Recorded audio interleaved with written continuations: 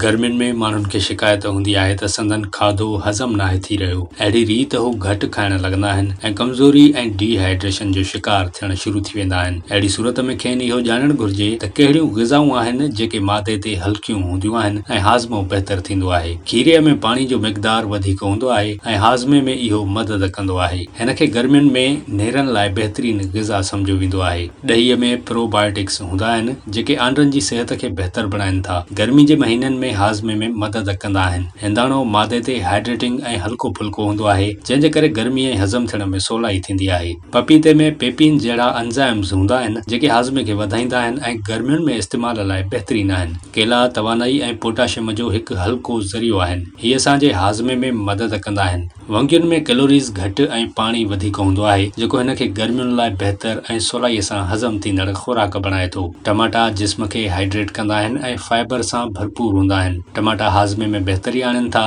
इन्हनि खे गर्मियुनि लाइ मिसाली खुराक सम्झियो वञे थो।